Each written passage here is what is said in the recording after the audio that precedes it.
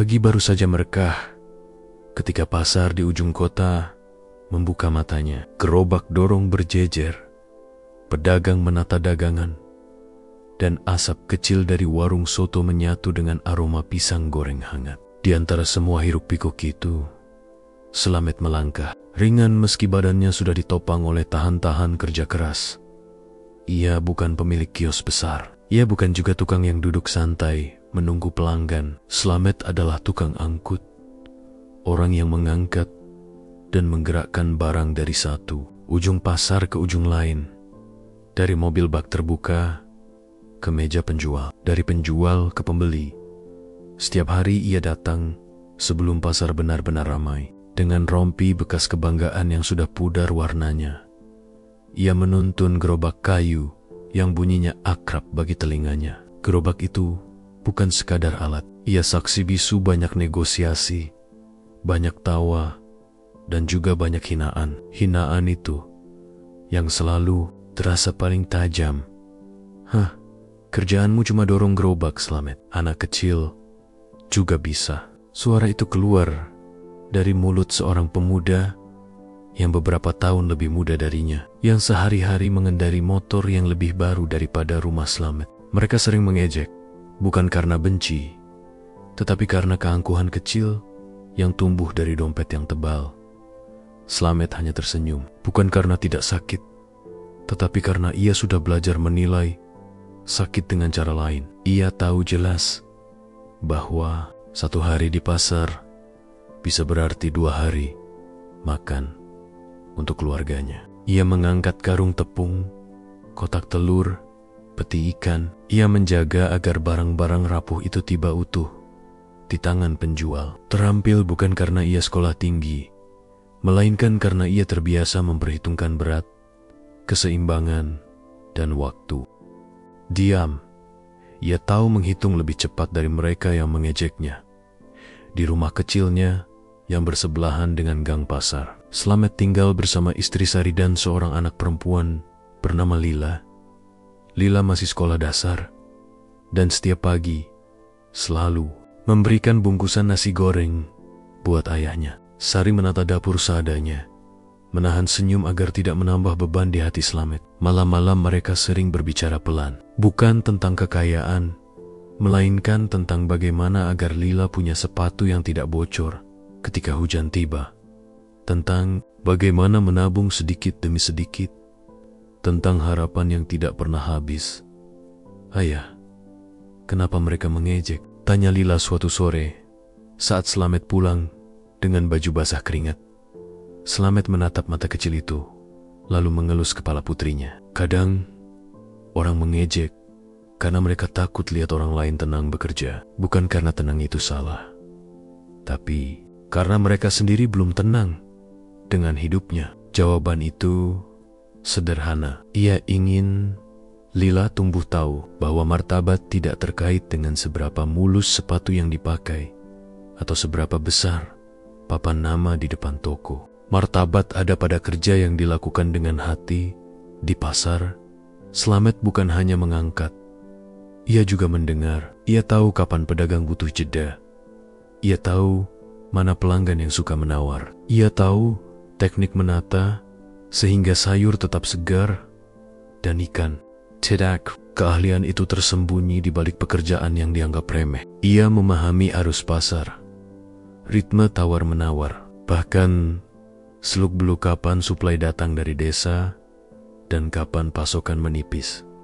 Suatu hari, ketika ia mendorong gerobak berat penuh peti tomat, seorang pemilik kios sayur besar, Pak Harun, menatapnya lama, bukan dengan mata meremehkan, melainkan mata yang menghitung. "Slamet," kata Pak Harun, "kamu cepat sekali menata. Kalau kamu mau, minggu depan aku butuh orang yang bisa bantu Keleo masukkan barang ke gudang." Slamet terkejut. Tawaran itu kecil, cuma kerjaan tambahan 2 hari seminggu. Tetapi di matanya itu seperti celah kecil di dinding yang lama ia lihat. Ia menerima dengan hati-hati. Setelah bekerja, ketika malam turun, ia duduk di depan rumah, menatap langit yang dipenuhi lampu-lampu kota, memikirkan sesuatu yang selama ini hanya ia bisikan pada diri sendiri. Kalau aku bisa menata barang di satu kios, kenapa tidak di banyak kios? Kalau aku bisa mengangkat beban ini, kenapa tidak mengatur agar beban orang lain lebih ringan dengan caraku sendiri? Pikiran itu bukan sekadar angan. Slamet adalah pekerja yang pragmatis. Ia menabung sedikit demi sedikit, menahan diri dari membeli hal-hal yang tidak perlu. Ia memperhatikan cara orang mengelola uang, bagaimana pedagang kecil terjebak hutang pada rentenir pasar, bagaimana barang rusak karena cara angkut yang ceroboh. Dari hal-hal kecil itulah ia mulai melihat sebuah peluang. Kebutuhan akan pemindahan barang yang rapi, cepat, dan dapat dipercaya. Namun impian tidak muncul tanpa rintangan. Hinaan terus menghantui. Bahasa pasar untuk orang kaya, ejek seorang penjual pakaian ketika melihat Slamet membantu pembeli memilih karung beras. Kamu bukan siapa-siapa. Kata-kata semacam itu melukai, tapi juga memicu sesuatu di dalam dada Slamet. Bukan kebencian, melainkan tekad. Malam itu, setelah anaknya tidur, Slamet membuka buku catatan kecil yang selalu ia bawa di saku. Catatan itu penuh tulisan tangan kasar, tanggal, jumlah yang dibayar, pengangkutan hari itu. Sedikit ide untuk alat sederhana yang dapat mempercepat kerja. Nama-nama pedagang yang mungkin bisa menjadi mitra, dan satu kalimat pendek yang ia tulis. Berulang-ulang seperti mantra, kerja rapi, rezeki pasti. Ia menuliskan juga satu rencana kecil. Mulai akhir bulan, ia akan membeli tali dan roda pengganti untuk gerobak, lalu mencoba menawarkan layanan angkut pada beberapa kios besar. Di luar pasar, ia tahu langkah-langkah itu kecil, tetapi ia percaya akumulasi langkah kecil akan mengubah sesuatu. Babak pertama hidupnya di pasar ditulis oleh rutinitas yang sama. Bangun pagi, dorong gerobak terima hinon, tersenyum pada istri Pulong Denggen. Tangan kotor, tetapi hati yang tetap hangat. Di balik rutinitas itu, perlahan tumbuh sebuah visi.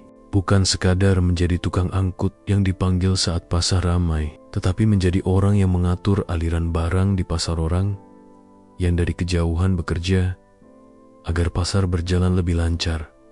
Ketika pasar mulai sepi dan suara langkah kaki berganti dengan bunyi sapu, Slamet berdiri menatap gerobaknya. Ia mengusap kayu yang sudah tergores dan berbisik pada dirinya sendiri. Satu lingkaran roda hari ini, banyak lingkaran roda lain nanti. Kata-kata itu terdengar sederhana, hampir seperti lelucon. Tapi di mata Slamet, itu adalah janji-janji yang ia pegang erat. Meski dilingkupi hinaan dan debu pasar, Slamet belum kaya. Ia bahkan belum punya truk, hanya ada gerobak, keringat, dan mimpi kecil yang kukuh. Namun di antara riuh dan debu pasar, sesuatu yang lama tertanam mulai tumbuh. Keyakinan bahwa kerja yang ia lakukan sekalipun terlihat remeh memegang kunci untuk membuka pintu yang selama ini tertutup bagi mereka yang meremehkannya. Pagi itu udara masih dingin ketika Slamet membuka pintu rumah. Di dapur, Sari sudah menyiapkan teh hangat dan sepotong pisang untuk bekal. Di atas meja kecil, ada sebuah amplop coklat berisi sejumlah uang yang sudah dikumpulkannya selama sebulan. Terakhir hasil menahan nafsu, menolak sesekali ajakan kumpul, dan menabung sedikit demi sedikit. Amplop itu bukan hanya soal uang. Ia adalah bukti bahwa rencana kecil yang tertulis di buku catatan mulai berbuah nyata. Langkah pertama yang Slamet lakukan simpel namun penting.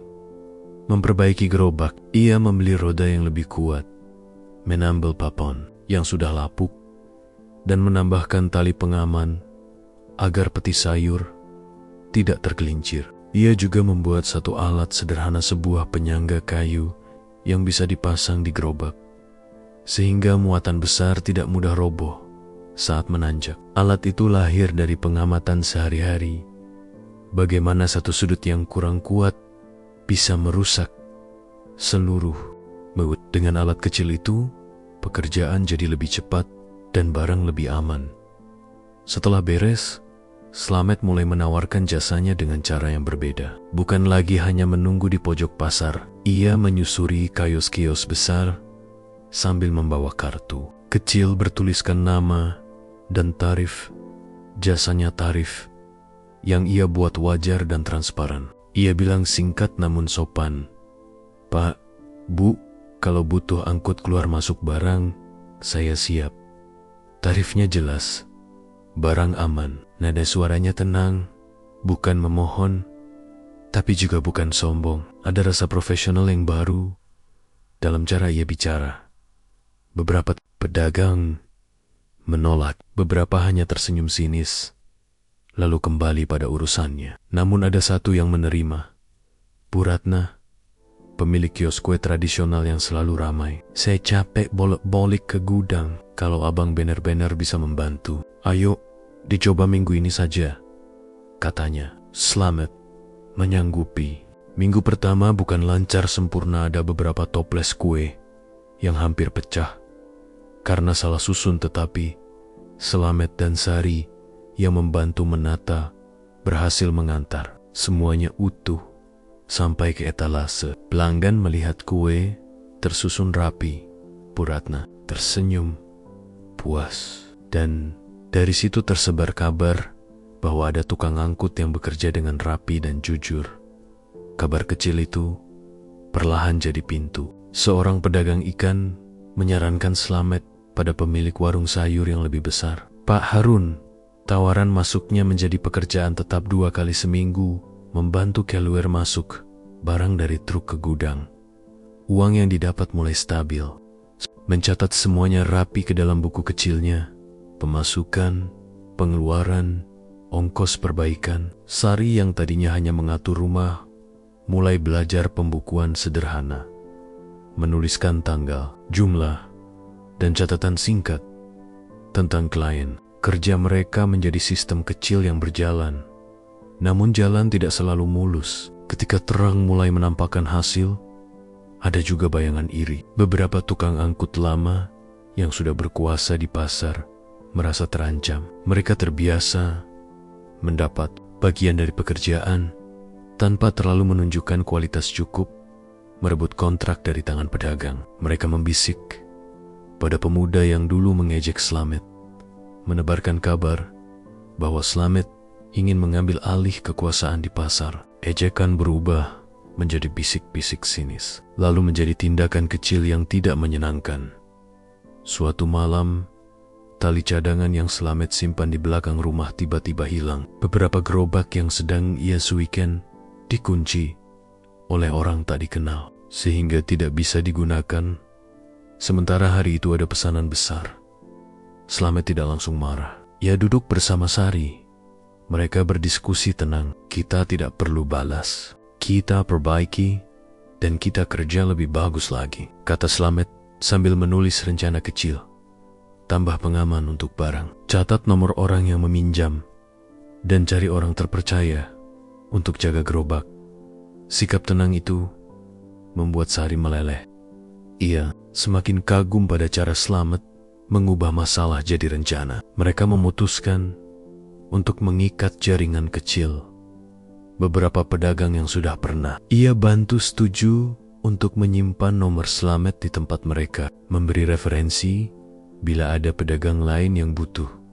Lama-kelamaan Slamet mulai menyadari bahwa untuk berkembang, ia butuh modal lebih besar, bukan banyak, tetapi cukup untuk membeli 2 gerobak lagi dan sebuah mobil pickup kecil jika memungkinkan. Ia menimbang opsi menabung lebih lama, meminjam pada koperasi pasar, atau menerima pinjaman rentenir yang jelas ia tolak. Setelah berdiskusi panjang dengan Sari dan Pak Harun yang menjadi teman, ia memilih koperasi simpan pinjam kecil yang dikelola oleh beberapa pedagang tua.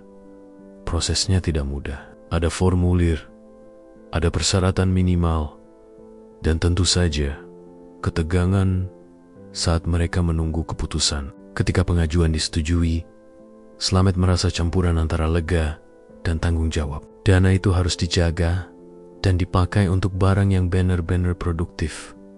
Pembelian gerobak baru membawa perubahan nyata. Dengan 3 gerobak, Slamet bisa menerima lebih banyak pesanan. Ia juga mulai memikirkan standarisasi layanan, tarif jelas, waktu pengambilan barang terukur, dan layanan tambahan berupa bungkus pengaman untuk barang pecah belah. Ia memberi pelatihan singkat pada 2 pemuda lokal Rizal yang pernah membantu di warung, dan Nia yang baru lulus sekolah dan mencari kerja. Slamet mengajarkan mereka cara menata muatan, cara menghitung berat, dan etika berinteraksi dengan pedik. Pelatihan itu sederhana, namun penuh disiplin.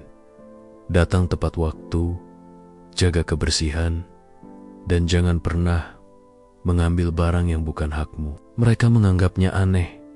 Pada awalnya siapa sangka, bekerja dorong gerobak juga perlu disiplin. Namun, setelah beberapa minggu, Rizal dan Nia mulai menunjukkan kebanggaan. Seragam rompi kecil dengan logo sederhana yang dilukis tangan di punggung berfungsi seperti pengikat komunitas kecil. Perubahan itu membuat beberapa orang mulai melihat Slamet dengan mata berbeda. Pedagang kecil yang dulu menganggapnya sebelah mata, kini mengangguk hormat. Anak-anak pasar meniru rompi kecil yang dipakai Rizal, tertawa sambil mendorong gerobak mainan mereka. Lila, yang kini sering ikut ke pasar sesekali, memegang erat tangan ayahnya ketika melihat rompi baru itu. Ia bangga, dan itu membuat Slamet merasa usaha kecil mereka bukan sekadar soal keuntungan, tapi soal memberi contoh.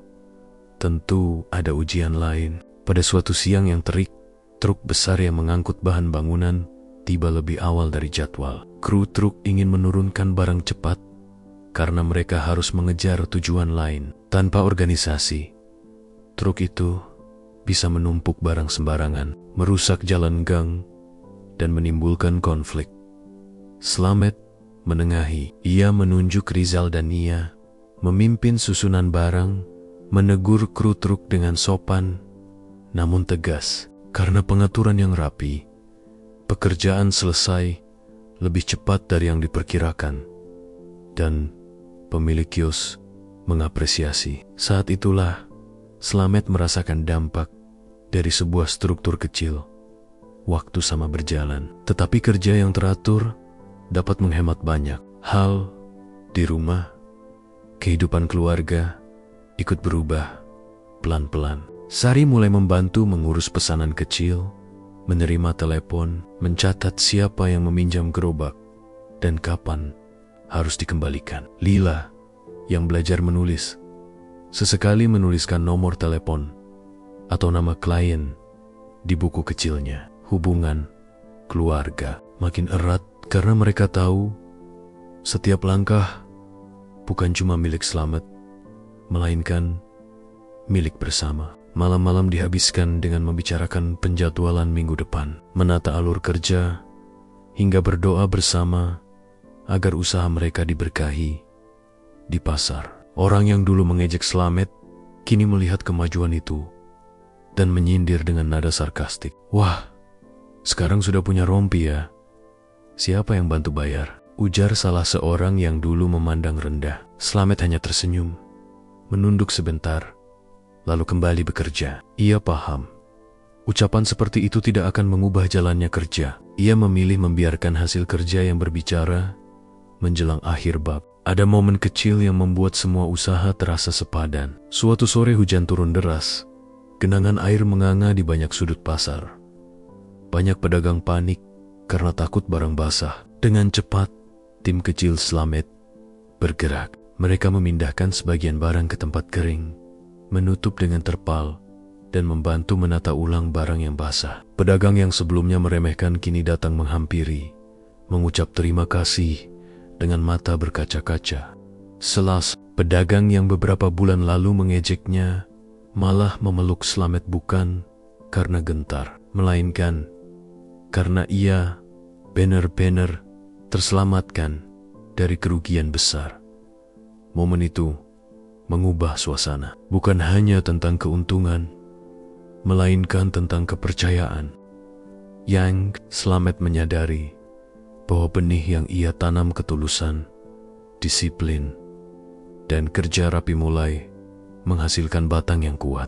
Ia juga sadar bahwa jalan masih panjang, harus menjaga utang koperasi, harus terus memperbaiki layanan, dan harus tetap hati-hati terhadap orang yang iri. Slamet berdiri di depan 3 gerobak yang kini terparkir rapi, melihat anaknya yang berlari, kecil membawa sapu, Sari yang menutup buku catatan, dan 2 pemuda yang sedang membersihkan gerobak. Lampu pasar berkedip, hujan telah berhenti, dan udara malam menyimpan wangi tanah basah. Dalam hati Slamet tumbuh perasaan campur, lelah, bahagia, khawatir, dan penuh harap. Ia menuliskan 1 kalimat di buku kecilnya. Pelan-pelan tapi pasti. Kalimat itu bukan lagi sekadar mantra. Ia menjadi komitmen yang ia pegang dengan tangan yang belum pernah lepas dari gerobak. Tanda bahwa benih yang dipelihara dengan sabar bisa tumbuh menjadi sesuatu yang lebih besar dari sekadar pekerjaan. Di pasar, hari-hari di pasar semakin sibuk. 3 gerobak milik Slamet hampir tidak pernah menganggur. Rizal dan Nia bekerja dengan disiplin, bahkan kadang lebih cepat dari yang diperkirakan. Pedagang mulai merasa tenang bila barang-barang Nia ditangani tim Slamet. Dari sekadar tukang angkut, kini nama Slamet perlahan menjadi rujukan. Kalau ada pedagang baru yang kebingungan memindahkan barang dari truk ke kios, biasanya ada yang menyarankan, panggil saja Slamet, pasti aman. Slamet merasakan perubahan itu. Ia mulai dihargai bukan hanya karena tenaganya, tapi juga karena kejujurannya. Namun di dalam hati, ia tahu semua ini baru permulaan. Ia masih mengandalkan gerobak, masih bergelut dengan jalan becek, masih sering kalah cepat. Jika ada permintaan besar, ada batas yang hanya bisa ditembus bila ia berani melangkah lebih jauh. Rencana baru suatu malam, Slamet duduk bersama Sari di ruang tamu kecil. Hujan deras mengguyur atap seng. Suara gemericiknya menenangkan. Di meja terbuka buku catatan keuangan yang mulai penuh angka. Membolak-balik halaman sambil mengernyit. Abang lihat ini, katanya pendapatan kita sudah lebih stabil. Kalau terus begini, 2 bulan lagi tabungan bisa cukup untuk DP kendaraan kecil, mobil pickup. Slamet terdiam sejenak. Kata pickup terasa berat di telinga, seperti mimpi yang terlalu jauh. Namun ketika ia melihat wajah Sari yang penuh keyakinan, meski kelelahan, hatinya ikut tergerak. Iya Sar, aku tahu, tapi kita harus hati-hati. Jangan sampai salah langkah. Utang koperasi saja masih ada. Sari mengangguk. Aku percaya abang bisa atur. Kita sudah buktikan. Pelan-pelan tapi pasti. Bukankah abang selalu bilang begitu? Kalimat itu menyalakan api kecil di dada Slamet. Ia sadar, sudah saatnya merencanakan langkah baru. Tantangan besar kesempatan datang lebih cepat dari yang ia kira. Suatu pagi, Pak Harun pemilik kios sayur besar yang dulu memberi Slamet peluang datang dengan wajah cemas. Matt, aku butuh bantuan besar. Besok malam, ada truk sayur dari luar kota. Jumlahnya 2 kali lipat dari biasanya. Kalau tidak cepat dipindahkan ke gudang, bisa busuk. Aku butuh orang yang bisa kerja rapi, tapi banyak. Slamet terdiam. 3 gerobaknya jelas tidak cukup. Rizal dan Nia tidak mungkin mampu mengangkat semua dalam waktu singkat. Kalau ia menolak kesempatan ini, kalau ia menerima tanpa persiapan, reputasinya bisa jatuh. Ia menatap Pak Harun, lalu berkata, mantap. Saya terima Pak, tapi izinkan saya atur cara saya sendiri. Malam itu, Slamet tidak bisa tidur. Ia menggambar sketsa sederhana di buku catatannya. Posisi truk, alur keluar masuk gerobak, hingga cara menyusun karung di gudang. Ia juga memutuskan sesuatu yang nekat meminjam 2 gerobak tambahan dari tukang angkut lain dengan sistem bagi hasil. Ia tahu risikonya. Bisa ditolak, bisa ditertawakan, bahkan bisa dimanfaatkan. Tapi ia memilih mencoba. Ajaibnya, 2 tukang angkut yang biasanya bersaing justru setuju. Mereka tahu proyek Pak Harun besar, dan mereka juga ingin ikut kebagian. Slamet mengatur kerja seperti seorang mandor. Ia membagi tugas jelas, menentukan siapa angkat apa, siapa dorong kemana, dan siapa menata. Ketika truk datang tengah malam, semua berjalan sesuai rencana. Gerobak bergerak seperti arus sungai. Barang turun, masuk gerobak, sampai gudang, disusun rapi. Rizal dan Nia sigap membantu, bahkan ikut mengawasi agar barang tidak tercecer. Pak Harun berdiri di samping, terkejut melihat betapa lancarnya pekerjaan. Dalam waktu kurang dari 2 jam, semua sayur sudah masuk gudang. Tidak ada satu pun yang rusak. Setelah selesai, Pak Harun menepuk bahu Slamet. Kamu bukan cuma tukang angkut, Matt. Kamu pemimpin. Kamu tahu caranya mengatur orang. Aku rasa sebentar lagi pasar ini akan kenal kamu lebih dari sekadar dorong gerobak. Kalimat itu bergema lama di telinga Slamet. Iri dan cemburu, namun keberhasilan itu juga menyalakan api iri. Tukang angkut lain yang tidak dilibatkan mulai berbisik. Slamet itu sok-sokan mau monopoli pasar. Hati-hati, nanti dia injak kita. Ada yang sengaja menghalangi jalannya ketika ia lewat. Ada pula yang pura-pura tersenyum, tapi menusuk dari belakang. Slamet tetap tenang. Ia tidak membalas dengan kata-kata, hanya dengan hasil kerja. Namun jauh di dalam hatinya, ia tahu bahwa semakin tinggi ia melangkah, semakin banyak batu yang akan dilempar. Suatu sore, ketika ia baru pulang, Sari berkata dengan nada cemas, Matt, aku dengar ada yang bilang mau menjatuhkan usaha kita. Mereka iri? Apa abang tidak takut? Slamet menarik napas panjang. Takut itu ada, Sar.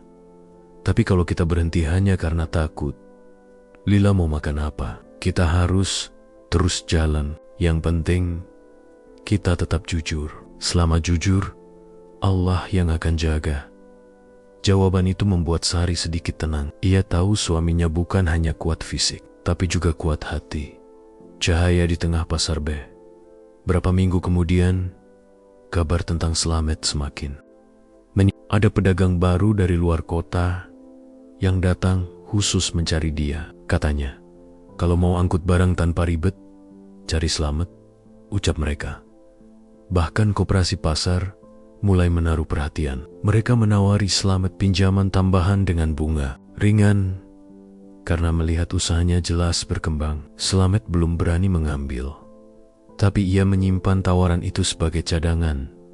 Perubahan juga terasa di rumah. Lila kini punya sepatu baru yang tidak lagi bocor. Ia bangga bercerita di sekolah, ayahku kerja di pasar, tapi semua orang percaya sama ayahku. Kalimat polos itu membuat hati Slamet meleleh. Ia tahu, perjuangannya bukan soal uang semata, tapi soal harga diri yang kini juga dirasakan anaknya. Suatu malam, Slamet duduk di depan rumah. Angin berhembus sejuk. Suara jangkrik menemani. Di hadapannya ada buku catatan, penuh coretan, rencana. Ia menulis pelan. Gerobak hanyalah awal. Aku ingin punya kendaraan sendiri, bukan untuk pamer, tapi supaya bisa bantu lebih banyak orang. Ia menutup buku, menatap ke langit. Di balik bintang yang redup, Slamet merasa ada jalan yang semakin jelas. Jalannya masih panjang, penuh lumpur dan hinaan, tapi langkahnya sudah lebih jauh dari dulu. Dari sekadar tukang angkut yang dihina, kini ia mulai menapaki jalur seorang pemimpin kecil. Dan dalam hatinya, ia berjanji tidak akan berhenti sampai benih kecil itu tumbuh menjadi pohon besar yang memberi teduh. Pagi itu pasar masih lengang ketika Slamet datang lebih awal. Udara dingin bercampur bau tanah basah sisa hujan semalam. 3 gerobak kayu sudah berjejer rapi. Rizal dan Nia baru saja tiba. Wajah mereka masih mengantuk. Namun, ada sesuatu yang berbeda di hati Slamet hari itu. Sebuah keputusan besar sudah ia tetapkan. Ia tidak bisa selamanya hanya bergantung pada gerobak. Pasar semakin ramai, pesanan semakin banyak, bahkan ada pedagang dari luar kota yang meminta layanan pengangkutan sampai ke desa. Gerobak jelas tidak cukup. Mobil pickup adalah jawabannya. Tapi membeli mobil bukan perkara kecil. Tabong Balem sepenuhnya cukup. Utang koperasi masih ada. Malam sebelumnya, Slamet dan Sari berdiskusi panjang.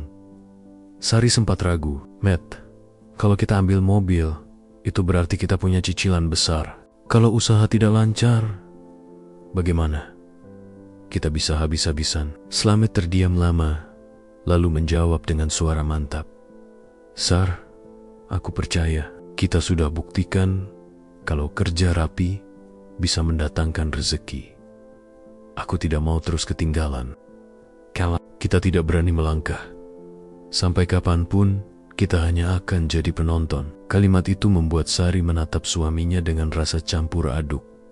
Takut, tapi juga kagum. Akhirnya, dengan doa panjang, mereka sepakat untuk membeli mobil pickup. Dengan sistem kredit dari koperasi pasar, proses membeli hari itu, Slamet ditemani Rizal pergi ke showroom mobil bekas di pinggir kota. Mobil-mobil berjejer, sebagian berkilau, sebagian tampak lelah dimakan usia. Slamet tidak mencari yang mewah. Ia hanya butuh yang kuat, sederhana, dan bisa dipakai kerja.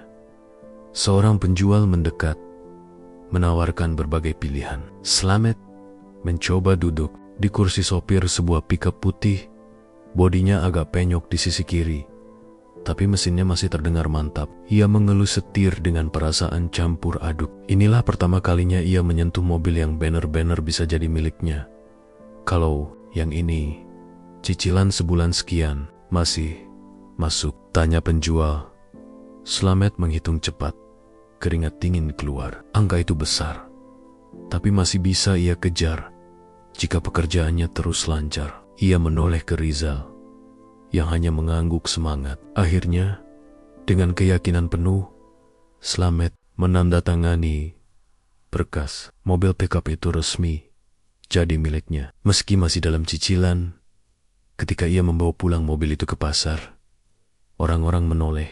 Ada yang kagum, ada yang pura-pura acuh, dan ada juga yang mencibir. Wah, Slamet sudah kaya sekarang. Jangan-jangan pinjam dari rentenir, sindir seseorang.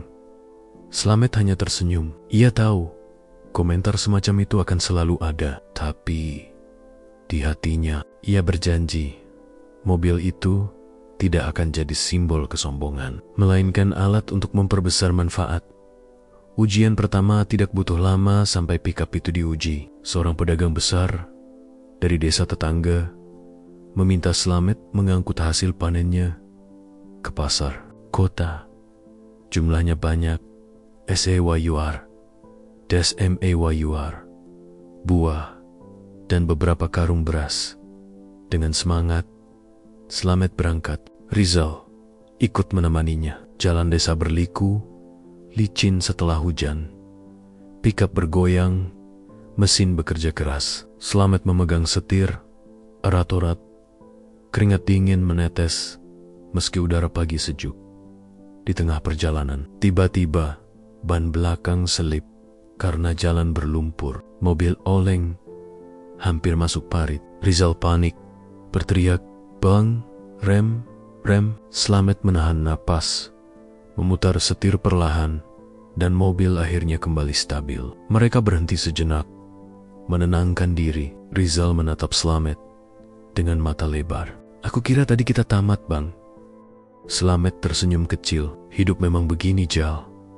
Kalau licin, kita jangan panik. Tenangin setir, pelan-pelan, pasti bisa lewat. Kalimat itu bukan hanya tentang jalan, tapi juga tentang hidup yang sedang mereka jalani. Akhirnya, Mereka berhasil sampai ke pasar dengan selamat. Pedagang desa lega, barang dagangan utuh, dan reputasi Slamet semakin meningkat. Dari hari itu, pickup Slamet mulai dikenal, bukan hanya di pasar, tapi juga di desa-desa sekitar. Gelombang iri yang lebih besar, namun keberhasilan itu juga memancing iri yang lebih kuat. Beberapa tukang angkut lama mulai terang-terangan memusuhi. Ada yang bilang Slamet sok-sokan, ada yang menuduh ia ingin menguasai pasar sendirian. Suatu malam, pickup Slamet ditemukan dengan kaca depan retak akibat dilempari batu. Untung tidak parah, masih bisa diperbaiki. Tapi jelas itu bukan kecelakaan biasa. Sari menangis ketika melihatnya. Matt, aku takut kalau mereka makin benci. Bagaimana? Slamet menghela napas panjang, mengelus tangan istrinya. Sar, ini memang ujian. Kalau kita mundur, berarti mereka menang. Aku tidak akan balas dengan marah. Aku akan balas dengan kerja lebih baik. Orang bisa rusak mobilku, tapi tidak bisa rusak keyakinanku. Jawaban itu membuat Sari terdiam. Ia tahu suaminya bukan hanya seorang pekerja keras, tapi juga seorang pejuang yang hatinya teguh. Cahaya kecil di balik semua masalah. Ada satu momen yang membuat hati Slamet kembali hangat. Suatu sore, Lila pulang sekolah dengan wajah ceria. Ia membawa gambar hasil pelajaran seni. Gambarnya sederhana. Sebuah mobil pickup putih dengan tulisan besar di sampingnya. Pickup ayah. Hebat. Lila menunjukkan gambar itu sambil berkata, Bu guru, tanya pekerjaan orang tua. Aku bilang, ayahku bukan cuma tukang angkut. Ayahku punya mobil sendiri untuk bantu orang-orang. Slamet terharu. Air mata yang ia tahan jatuh juga. Gambar itu ia tempel di dinding rumah, tepat di samping buku catatannya. Setiap kali ia ragu, ia menatap gambar itu dan kembali kuat. Pemandangan sederhana.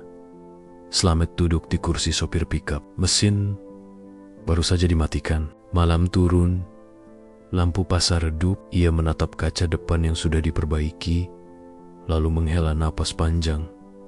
Perjalanan masih panjang, bisiknya. Tapi roda ini akan membawa kita lebih jauh daripada gerobak kayu dulu. Di dadanya tumbuh rasa mantap. Meski penuh rintangan, langkah besar pertama sudah diambil. Pickup itu bukan sekadar kendaraan, melainkan simbol keberanian keluarga kecilnya untuk terus maju, melawan hinaan dan iri, demi masa depan yang lebih baik. Hari-hari Slamet semakin sibuk setelah memiliki pickup. Pesanan datang tidak hanya dari pasar, tapi juga dari desa-desa sekitar. Ada yang meminta diantar hasil panen ke kota. Ada pula yang menyewa untuk mengangkut bahan bangunan. Slamet siring, pulang larut malam, tubuh lelah, tapi wajahnya selalu lega. Ia merasa langkahnya semakin jelas. Usaha kecil ini bukan lagi sekadar jasa angkut, melainkan mulai berubah menjadi sebuah jaringan mimpi yang lebih besar. Suatu malam, Slamet kembali duduk dengan buku catatan di pangkuannya. Sari menemaninya sambil menyeruput teh hangat. Angka-angka di buku semakin besar, lebih dari yang pernah mereka bayangkan setahun lalu. Aku ingin bentuk resmi, Sar, kata Slamet pelan. Bukan cuma Slamet dan gerobak, tapi perusahaan kecil. Ada nama, ada seragam, ada sistem, supaya orang percaya penuh. Sari menatap suaminya dengan bangga. Aku percaya, Bang. Kalau ini jalan yang Abang pilih, aku ikut. Tapi hati-hati, semakin besar, semakin banyak yang tidak suka. Slamet mengangguk. Ia tahu, itu benar. Menarik orang baru untuk memperluas usaha. Slamet tidak bisa bekerja hanya dengan Rizal dan Nia. Ia mulai merekrut beberapa pemuda lain dari sekitar pasar. Ada Dani, anak muda lincah, tapi suka bercanda berlebihan. Ada Jono, yang kuat tapi agak lamban. Dan ada satu lagi Tono, sepupu jauh Slamet, yang baru datang dari kampung. Tono berbeda. Ia tampak rajin, punya tenaga kuat, dan cepat belajar. Senang ada keluarga yang bisa ikut membantu. Bagus, Ton. Kamu bisa jadi andalan, katanya. Tono tersenyum, malu-malu, seolah berterima kasih sudah diberi kesempatan. Namun seiring waktu, Sari merasa ada sesuatu yang ganjil. Tono sering pulang lebih larut dari yang lain. Kadang uang setoran tidak sesuai catatan, dan ada gosip di pasar bahwa ia suka berbicara berlebihan tentang usaha Slamet, seolah-olah dialah yang mengatur semuanya. Sari menyampaikan kegelisahannya. Bang, hati-hati sama Tono. Aku lihat dia beda. Slamet menolak curiga. Sar, dia keluarga. Mungkin dia cuma butuh waktu menyesuaikan diri. Benih pengkhianatan rasa percaya Slamet ternyata jadi celah. Diam-diam, Tono mendekati beberapa pedagang. Ia menawarkan jasa angkut dengan harga lebih murah, mengaku itu bagian dari usaha Slamet. Pedagang yang tidak tahu mengira benar, padahal uangnya masuk ke kantong Tono sendiri. Tidak hanya itu, Tono juga sering bicara buruk di belakang. Slamet itu cuma sok-sokan. Dia pikir sudah punya pikap, bisa jadi bos. Padahal aku yang banyak kerja, ucapnya pada salah satu pedagang sambil tertawa. Bisik-bisik itu menyebar, membuat sebagian orang mulai ragu pada Slamet. Puncaknya terjadi ketika ada pesanan besar dari seorang pedagang buah luar kota. Pesanan itu seharusnya jadi langkah besar Slamet untuk memperluas jaringan. Namun Tono secara diam-diam mengambil alih, mengaku sebagai orang kepercayaan Slamet. Barang diangkut dengan ceroboh, sebagian rusak di jalan, dan pedagang itu marah besar. Nama Slamet ikut tercoreng ketika kabar itu sampai ke telinganya. Slamet tertegun. Malam itu, ia tidak bisa tidur. Sari menatap suaminya yang murung. Aku sudah bilang, Bang, kadang luka datang dari orang yang paling dekat. Pertemuan yang berat beberapa hari kemudian, Slamet mengumpulkan semua pekerjanya, termasuk Tono. Mereka duduk di sebuah warung sederhana dekat pasar. Wajah-wajah tegang, udara kaku. Slamet menatap Tono dengan mata yang biasanya lembut, kini tajam. Ton, aku dengar banyak hal. Aku tidak ingin percaya sebelum dengar langsung dari mulutmu. Betul, kamu ambil pesanan atas namaku tanpa izin? Tono gelisah, mencoba mengelak. Bang, itu cuma salah paham. Pedagangnya yang salah tangkap. Namun, Rizal tiba-tiba angkat bicara. Jangan bohong, Ton. Aku lihat sendiri kamu yang negosiasi. Kamu bilang, kamu wakil Bang Slamet. Mata tertuju pada Tono. Ia terdiam, lalu menanduk. Ketegangan memuncak. Slamet menutup mata sebentar, menahan rasa kecewa. Ton, katanya akhirnya, suara bergetar. Aku anggap kamu keluarga. Aku percaya, tapi kamu hianati aku. Kalau kamu ingin jalan sendiri, silakan. Tapi jangan pakai namaku. Jangan rusak usaha ini. Aku tidak mau kita bermusuhan. Tapi aku juga tidak bisa lagi bekerja denganmu. Tono terdiam, wajahnya memerah. Ia bangkit, menendang kursi, lalu pergi tanpa kata. Sejak hari itu, hubungan mereka retak. Luka dan pelajaran peristiwa itu meninggalkan luka mendalam bagi Slamet. Ia merasa dikhianati oleh orang yang paling ia percaya. Namun dari luka itu, ia belajar sesuatu yang berharga. Kepercayaan memang penting, tapi dalam usaha harus ada batas, aturan, dan sistem yang jelas.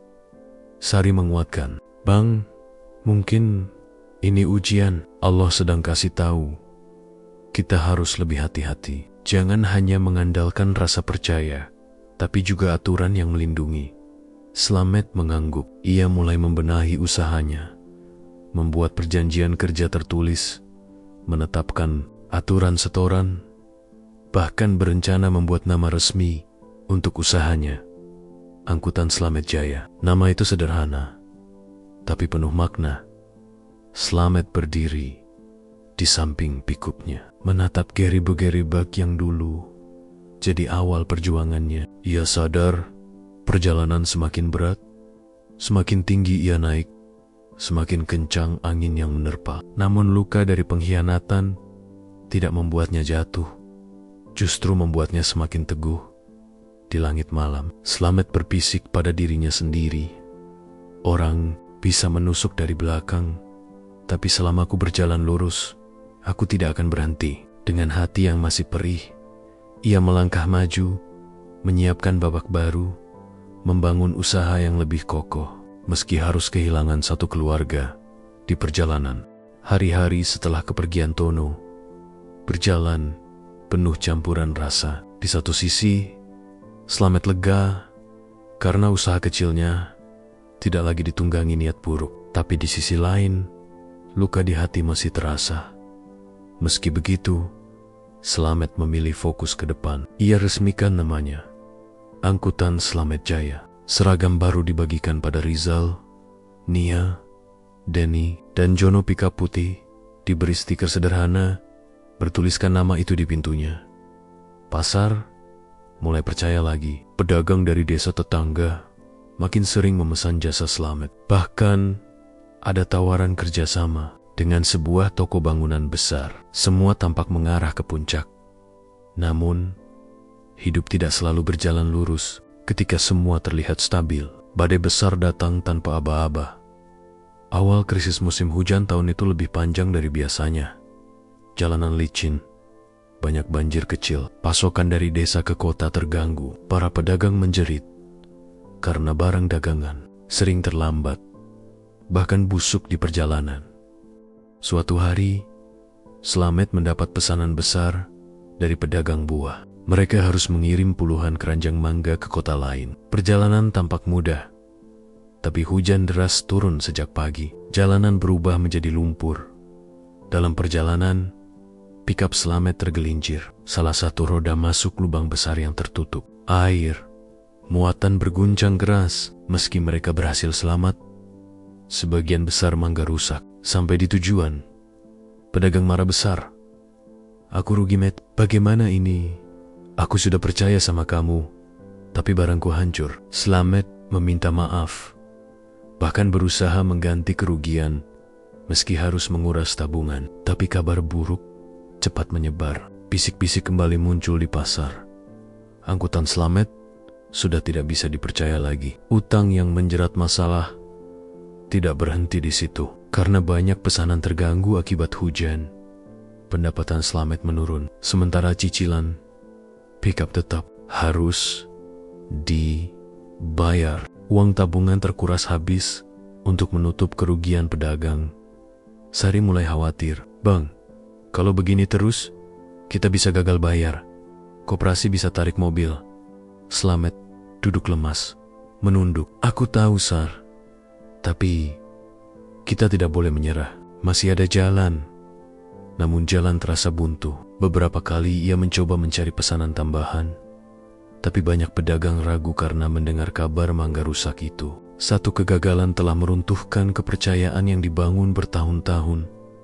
Tekanan dari luar krisis itu juga jadi bahan ejekan dari mereka yang dulu iri. "Hahaha, kan sudah dibilang, Slamet itu tidak bisa jadi bos. Baru sekali jatuh, sudah kelimpungan," ucap seseorang di pasar dengan nada sinis.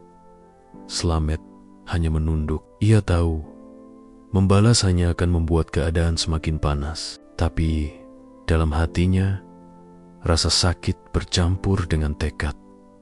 Dukungan dari dalam di tengah keterpurukan. Ada yang tetap berdiri di sampingnya. Rizal, Nia, Dani, dan Jono tidak lari. Mereka tetap datang setiap pagi, meski pekerjaan berkurang, Bang. Kata Rizal suatu pagi, "Kalau abang butuh, kami siap kerja tanpa gaji dulu. Asal usaha ini jangan bubar." "Aku percaya sama abang," Nia menambahkan. "Kita sudah mulai dengan gerobak. Masa kita mau berhenti di sini? Aku yakin kita bisa bangkit."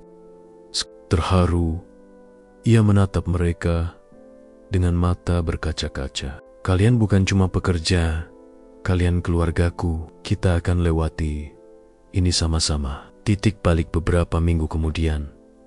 sebuah kesempatan datang. Pemerintah kota membuka program kerjasama untuk membantu distribusi sembako ke wilayah terdampak banjir. Mereka butuh orang yang punya kendaraan dan tenaga untuk mengangkut.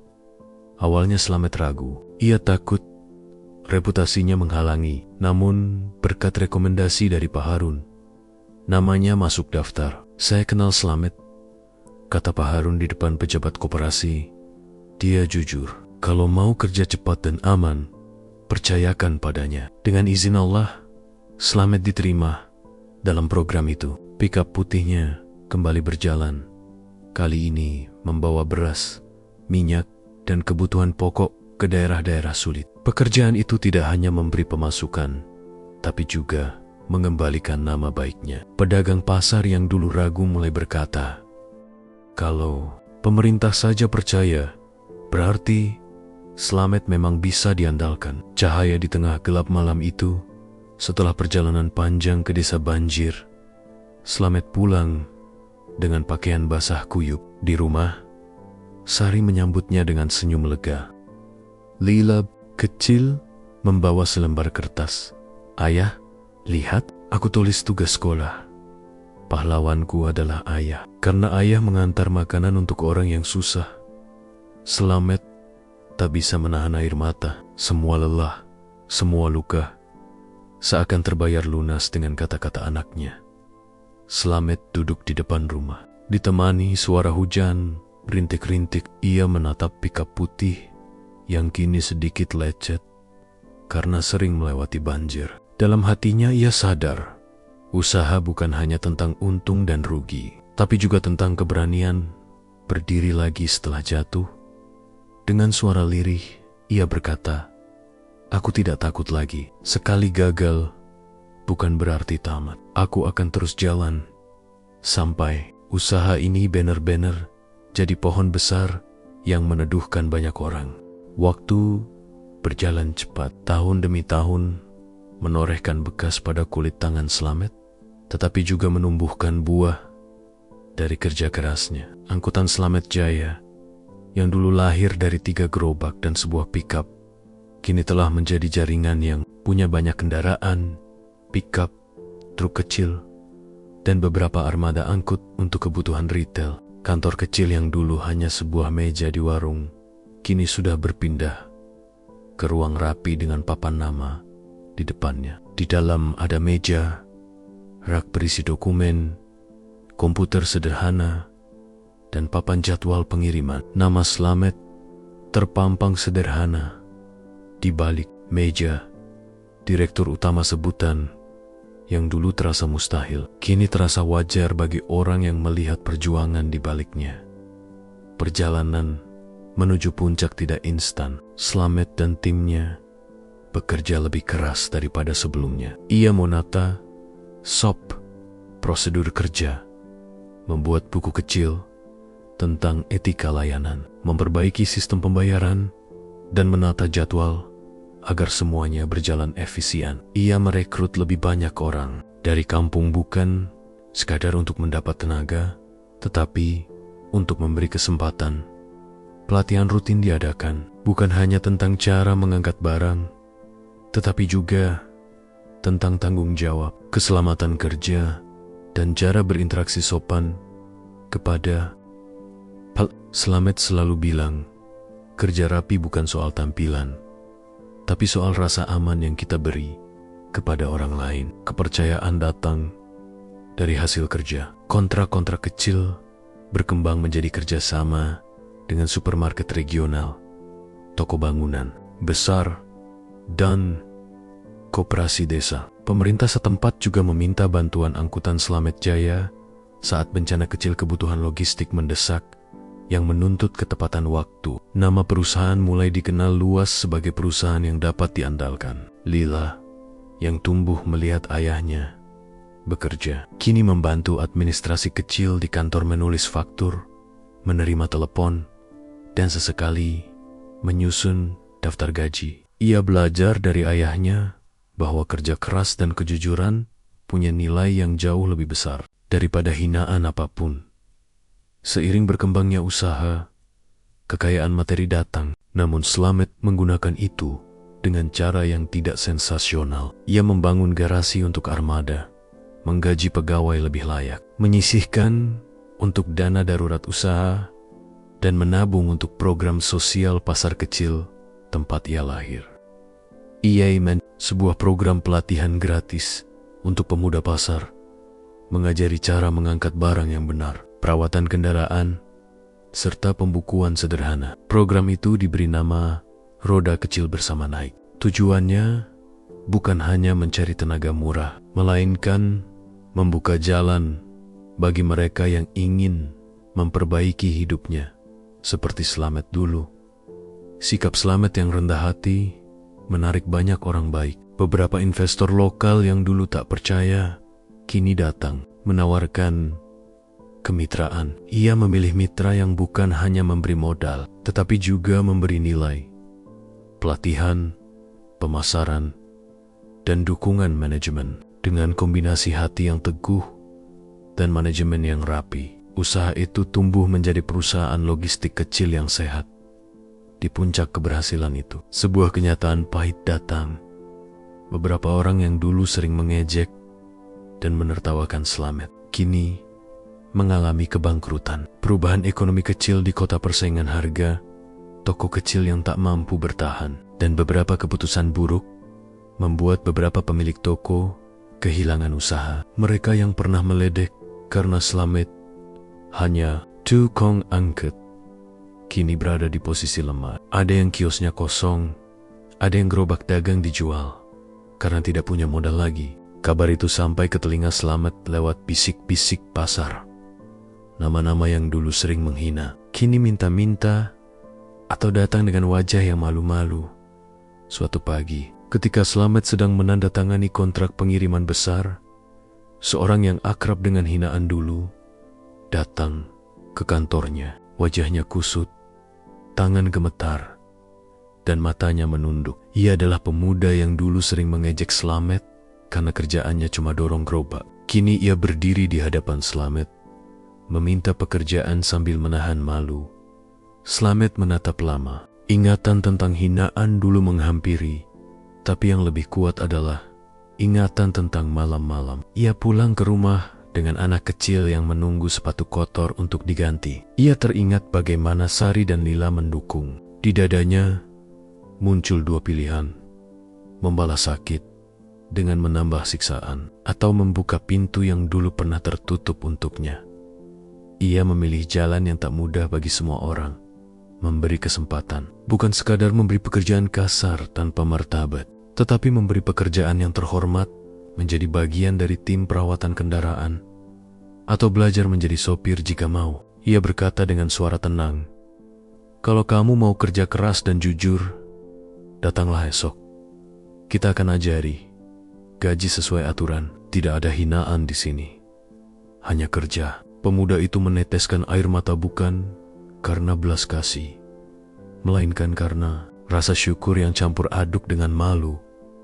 Namun tidak semua yang dulu mengejek datang dengan tangan terbuka. Beberapa orang lain memilih tetap punya egonya. Mereka datang mengemis dengan nada menuntut, berharap diperlakukan seperti raja tanpa usaha. Slamet menatap mereka dan kebijakan hatinya diuji. Ia menolak memberi bantuan tanpa usaha. Ia program yang sama seperti pada orang lain, pelatihan atau perbaikan usaha. Kalau mereka mau belajar, ada yang tersinggung lalu pergi, ada yang menerima. Sikap Slamet jelas, bantuan dengan syarat, martabat dijaga. Bukan pemberian yang membuat orang tetap bergantung. Ada juga momen yang mengharukan. Pak Harun, yang dulu menjadi mentor dan teman, suatu hari berdiri di depan kantor. Usianya sudah menua, kiosnya kecil berkurang, tapi matanya teduh. Ia mengucapkan sesuatu yang membuat Slamet terdiam. "Matt, aku pernah meragukanmu, tapi sekarang aku bangga. Kamu membangun bukan untuk dirimu sendiri, tapi untuk banyak orang." Mereka berpelukan seperti sahabat lama. Di penghujung cerita, angkutan Slamet Jaya sudah menjadi perusahaan besar di kalangan kota kecil itu. Armada berbaris rapi, karyawan memakai rompi seragam, dan papan nama di depan kantor, menulis nama perusahaan dengan sederhana, namun tegas. Di halaman kantor, ada papan kecil bertuliskan, "Kami dibangun dari pasar. Kami melayani untuk semua. Hormat, kerja, dan aman." Slamet duduk di serambi kantor bersama Sari. Malam turun, lampu-lampu pasar mulai padam satu persatu. Lila, yang kini remaja dan lebih dewasa, datang membawa segelas teh hangat. Mereka berbincang ringan tentang rencana memperluas pelatihan gratis ke desa-desa. Sari menatap suaminya dengan mata bangga dan lembut. "Apa yang paling abang syukuri, Matt?" tanya Sari. Slamet menatap ke langit malam yang berjendela bintang kecil. Ia lalu menatap keluarga di sampingnya. "Bukan puncak ini, Sar. Bukan juga uang yang kita dapat. Aku bersyukur karena kita tetap bisa berjalan lurus. Kita balas hinaan dengan hinaan. Dan kita masih ingat dari mana kita mulai. Kalau ada yang minta kerja, kita beri. Tapi kalau ada yang mau tetap sombong, biarkan pilihan mereka. Yang penting, kita tetap jaga hati agar tidak berubah." Cerita Slamet berakhir bukan dengan kesombongan atau balas dendam, tetapi dengan pilihan yang membuatnya menjadi pemimpin sejati. Memilih kesempatan bagi yang mau berubah, memberi ruang untuk yang ingin belajar, dan menutup pintu untuk yang hanya ingin memanfaatkan. Orang-orang yang dulu mengejek memang ada yang jatuh miskin. It's adalah bagian dari dunia yang adilenta karena pilihan mereka sendiri atau keadaan. Namun Slamet tak menari di atas kesedihan orang lain. Ia membangun, menolong, dan menjaga martabat banyak orang yang kini bergantung pada usaha kecil yang dulu diremehkan.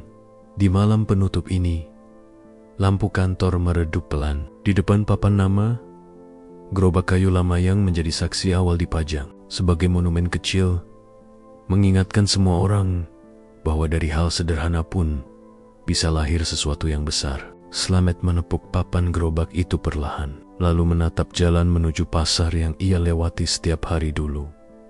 "Ini bukan akhir," gumamnya. "Ini hanya babak yang baru untuk memberi lebih banyak lagi." Dan dengan itu, cerita tukang angkut pasar yang pernah dihina mencapai sebuah penutup.